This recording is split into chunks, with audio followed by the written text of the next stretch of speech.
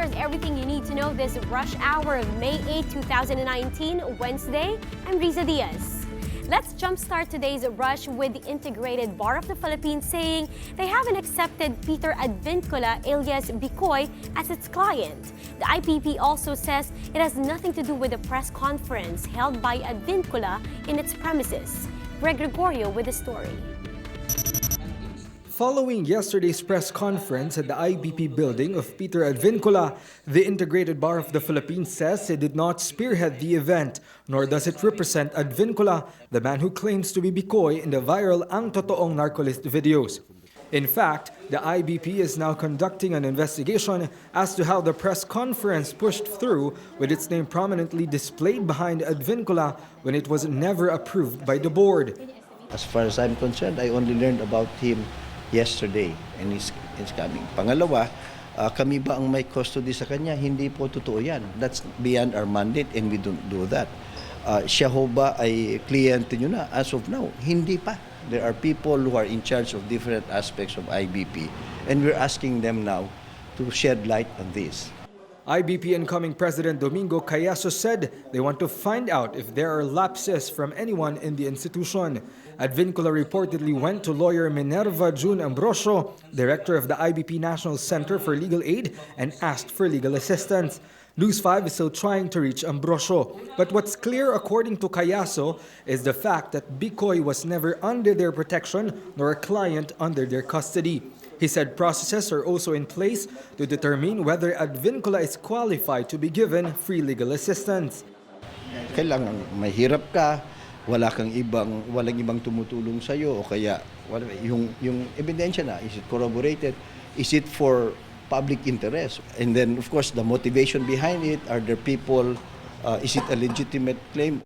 Meanwhile, the IBP Davao chapter and presidential son Paulo Duterte have expressed their dismay about the event. We cannot blame them, whether it is Pulong Duterte or any other person. Kasama na yung mga kapatid naming abogado at yung mga ordinaryong mamamayang Pilipino. Please be assured everyone there, including our brother lawyers, yung mga people concerned and the whole country, hindi ho naman papayagan ng liderato ng IBP na mabahiran ng partisan political agenda yung ginagawa naming napakagandang free legal aid. For News 5, Greg Gregorio, we are One News. Authorities are also a bit skeptical of Advincula after discovering a number of estafa complaints previously filed against him. Marlene Alcaide tells us more. The NBI Cybercrime Division reveals that there were at least 8 estafa and illegal recruitment charges against Peter Jomel Advincula, the man who identifies himself as Bikoy. Advincula claims knowledge of a supposed drug syndicate involving members of the First Family. The NBI is skeptical of Advincula's claims.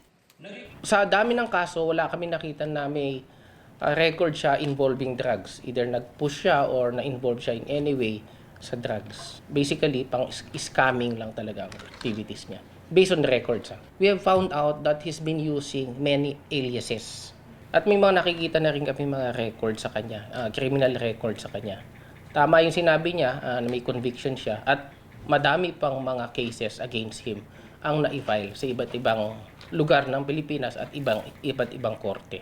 The NBI also doubts Advincula's claim that he himself scanned dragon tattoos on the backs of former Special Assistant to the President Bongo and presidential son Paulo Duterte.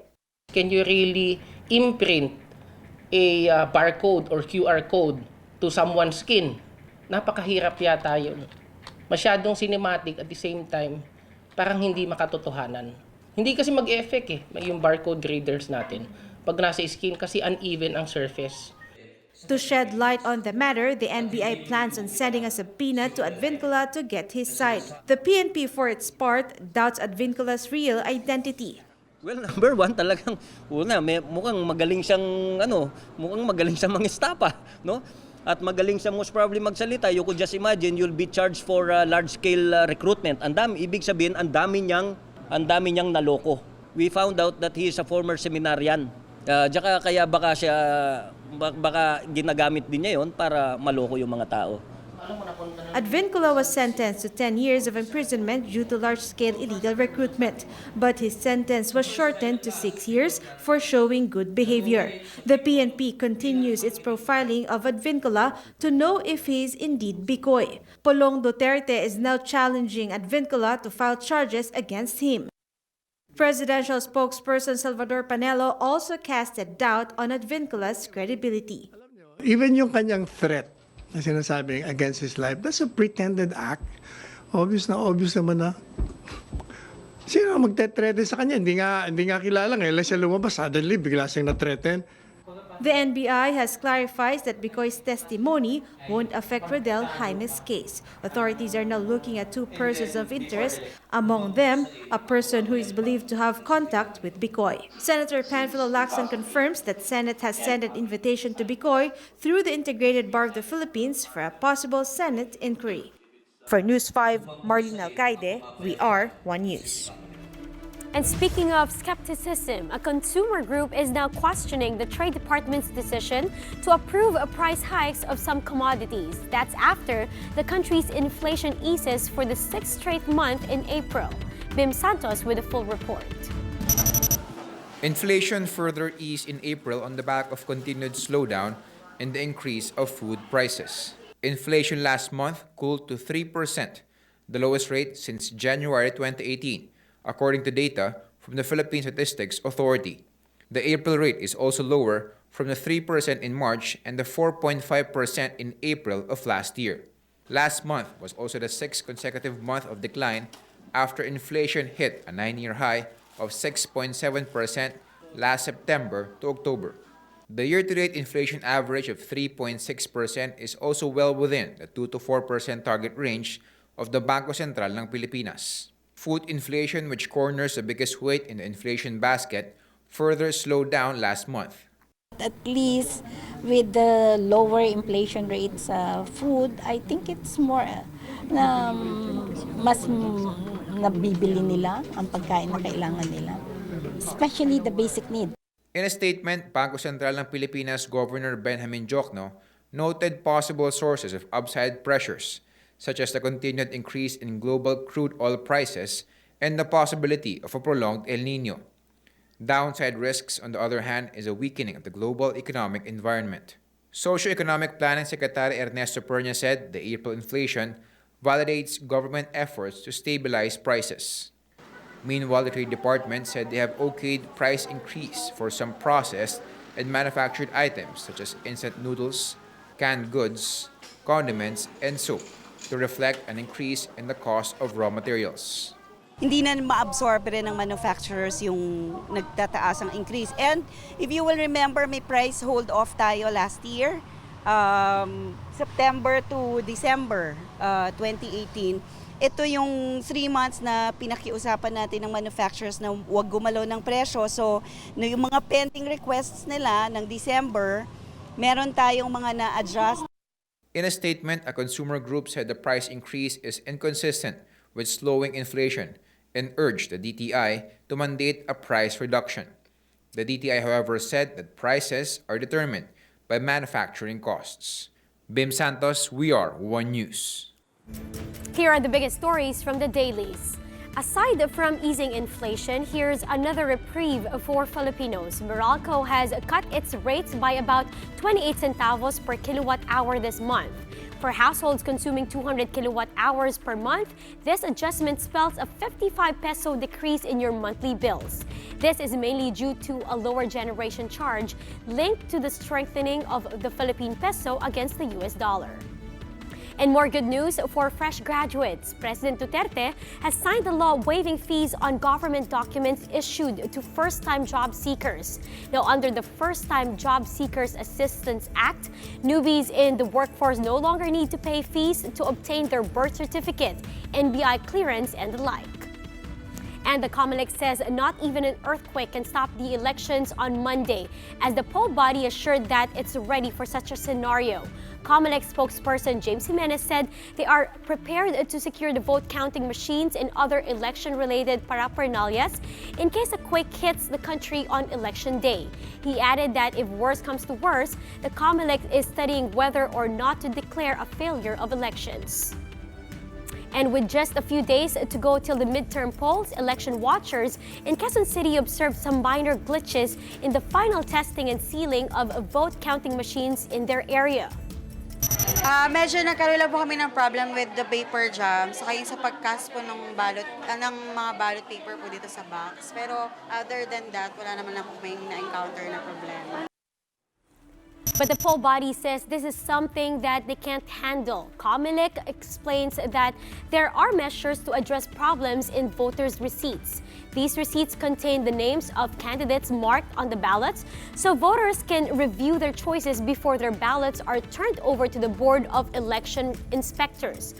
Comelec says 8 copies of election returns will be placed under the custody of the BEIs, who would be ready to accept complaints from voters regarding their issued ballots. Now, in case of theft, the VCM receipts or resets the votes to 0 and the ballots will be manually counted.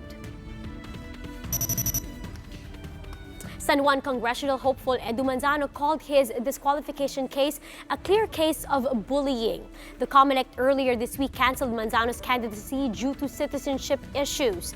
Manzano's parents are both Filipinos, although he was born in the United States and served in the U.S. Armed Forces during the Vietnam War. The actor-politician says he will appeal Comelec's decision, adding that for the past years there have been no question about his election bids.